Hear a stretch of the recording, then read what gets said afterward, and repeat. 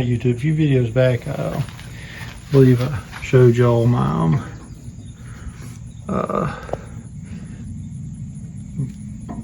belt pulley problem here, and I've got both bearings and the seal, but I was thinking about it and really probably ought to do the PTO seal at least. I think the bearing is fine. This one's never changed over. I learned something reading the service manual. This is the old 1 1/8 PTO shaft. There was a field fit up for the standard 1 3/8 that became standard, but those tractors have the plate extension here on the drawbar if it's all still together.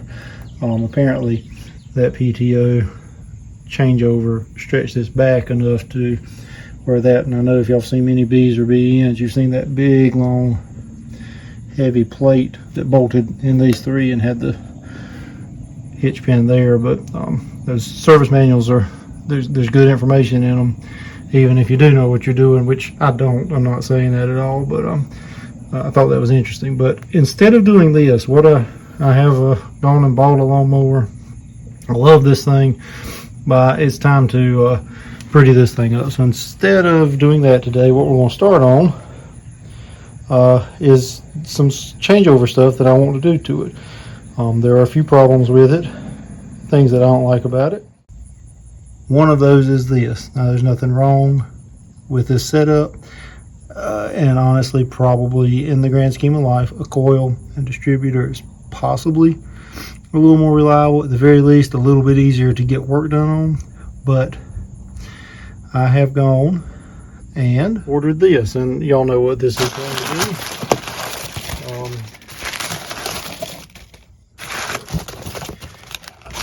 Here's this. This is a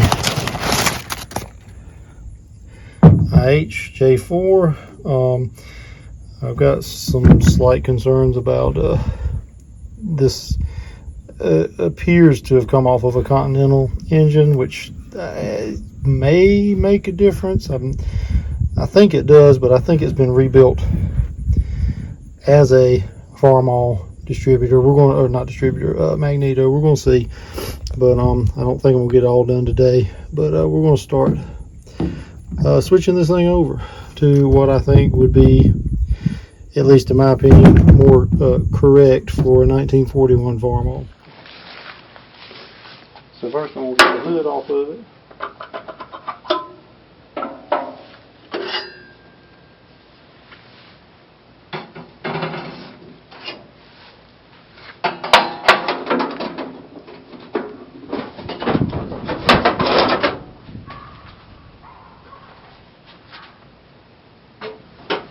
And now that I remember to have some common sense, I'm going to get the battery unhooked.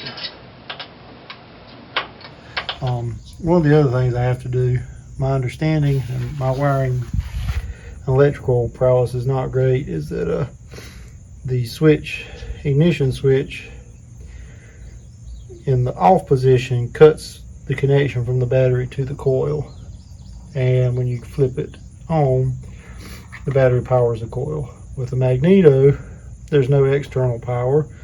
What the ignition switch does is, when you are off, it has ground out the mag so that it will not send fire to the spark plugs or through the rotor, actually. So what you're doing with that is, when it's running, that circuit is open, which keeps the power in the mag rather than grounding out. This is where the ignition switch is supposed to live. And initially, if it had been a mag tractor, it's just down, on, up, off, or I might have that backwards. I got to look. Before I got this tractor, someone had wired the coil to this switch. Now this is where your light and your charging switch would have been, and will be again. This is where we are now. So I've got to get this out of the system. I might leave it sitting there, and I got to put the switch in here. So what we have here is a correct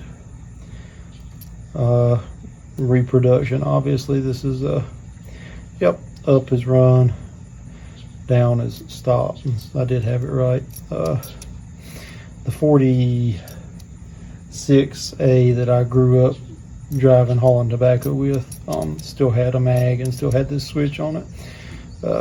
So I have popped these switches up and down many times, but I'm going to guess that I need to make sure this grounds when I install it. Notice there's only one tab on it, so I'll run a wire to here, and when it's out, the circuit is open. It does not ground the mag, and tractor will run. Push it in, it grounds the circuit, grounds the mag, kills the spark. Alright, so left the wrenches I really need, but I got to get the, hopefully that nut is not very tight. Get the battery wire disconnected. That's it right there. Get this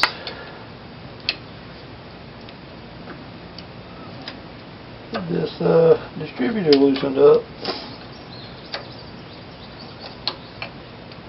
So those old bunt-headed IH bolt, and there we go. That distributor drive does not have much wear on it, and I really like the way this coupler looks. Alright, so it's a little dark, but